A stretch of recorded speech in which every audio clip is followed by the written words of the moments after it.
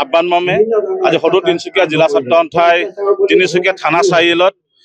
অসম চুক্তি 40 বছৰ হোৱাৰ সম্পূৰ্ণ হোৱাৰ যিসকল শ্বহীদে আত্মঘাতীৰ শ্বহীদে শ্বহীদ বৰণ কৰিছিল তেখেতসকলৰ স্মৃতিত আমি আজি বন্তিপূজন কাৰ্যসূচী আমি হাতত ৰূপায়ণ কৰিছোঁ। কিয়নো 1979 চনৰ পৰা যি 6 বছৰীয়া অসম আন্দোলন হৈছিল তাত হৈছিল হাজাৰ হাজাৰ লোক পংগু হৈছিল, হাজাৰ হাজাৰ বাই ভনীসকল আমাৰ সেনাবাহিনী এটা ঘৰকিটা হৈছিল আৰু বহুতো লোকে কিন্তু গুলীবিদ্ধ হৈছিল। তাৰপিছত কিন্তু 1985 চনত আজিৰ দিন অৰ্থাৎ 15 আগষ্ট তাৰিখে ঐতিহাসিক এখন অসম চুক্তি হৈছিল, যাৰ পৰা আজি 2025 বৰ্ষ আজিৰ দিনটো 40 বছৰ সম্পূৰ্ণ কৰিছে। কিন্তু অসম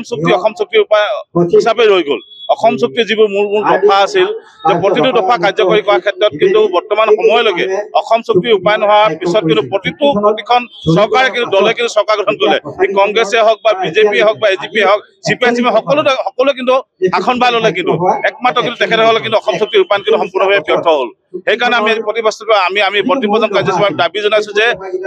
অসম চুক্তি প্ৰতিটো দফা অতি শীঘ্ৰে ৰূপায়ণ কৰক। লগতে যি অসম চুক্তিৰ যি 6 বছৰীয়া অসম আন্দোলন হৈছিল, যি 860 জন লোক শ্বহীদ হৈছিল, তেখেতৰ শ্বহীদৰ মূল্য কিন্তু লৈ যাতে কোনো যাতে ৰাজনৈতিক দলসমূহ যাতে ৰাজনীতি নকৰে, অসম চুক্তি লৈ যাতে কোনো যাতে ৰাজনীতি যদি নকৰে, তাৰ কাৰণে আজি বন্তিপূজন কাৰ্যসূচীৰ জৰিয়তে বৰ্তমান শাসক পক্ষতে হওক বা বিৰোধী পক্ষত থকা সমূহ ৰাজনৈতিক দলৰ প্ৰতি আমি সদৌ অসম ছাত্ৰ সন্থা আমি তীব্ৰভাৱে আমি তেখেতলোকে দাবী জনাইছো যে অসম চুক্তি লৈ ৰাজনীতি নকৰিব। যদি অসম চুক্তি যদি অতি শীঘ্ৰে ৰূপায়ণ যদি কৰিব নোৱাৰে, তেতিয়াহ'লে অসম চুক্তিৰ নামত তেখেতে ৰাজনীতি নকৰিবৰ কাৰণে, শ্বহীদৰ নামত ৰাজনীতি নকৰিবৰ কাৰণে প্ৰতিটো ৰাজনীতিক দলকে আমি সকীয়াই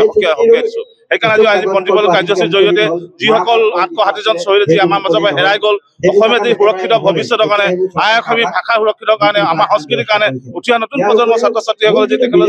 আমাৰ মাজৰ পৰা হেৰাই গ'ল, সেইসকল মৃত্যুঞ্জয় বীৰ শ্বহীদলৈ আজি মই বন্তিপূজন কাৰ্যসূচীৰ জৰিয়তে গভীৰ শ্ৰদ্ধাঞ্জলি জ্ঞাপন কৰিছো। লগতে যি 6 বছৰীয়া অসম আন্দোলনত যিসকল ব্যক্তিয়ে বৰ্তমানলৈকে সমগ্ৰ জীৱন তেখেতলোকে পংগু হৈ কিনি তেখেতৰ জীৱন অতিবাহিত কৰিছে, তেখেতসকলৰ যাতে ভগৱানৰ আশীৰ্বাদ কামনা কৰিছো। লগতে যিসকল বাই ভনীসকল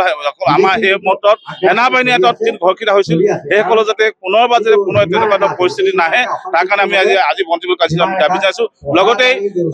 অসম চুক্তি আধাৰমৰ্মে প্ৰতি দফা ৰূপায়ণ কৰা সমান্তৰালভাৱে নাগৰিকত্ব আইনৰ জৰিয়তে বৰ্তমান চৰকাৰখনে যে 2014 চনৰ 31 ডিচেম্বৰলৈ অহা হিন্দু বাংলাদেশীসকলক যে নাগৰিকত্ব প্ৰদান কৰিব ওলাইছিল, তাত আমি তীব্ৰভাৱে গৰিহণা দিছো আৰু কেন্দ্ৰীয় চৰকাৰ ৰাজ্য চৰকাৰক দাবী জনাইছো যে অতি শীঘ্ৰে নাগৰিকত্ব সংশোধনী আইন অৰ্থাৎ কাৰ পৰা অসম ৰাজ্যখনক কাৰ এটা বাহিৰত ৰাখিবৰ কাৰণে আমি বন্তিপূজন কাৰ্যসূচী আমি দাবী জনাইছো।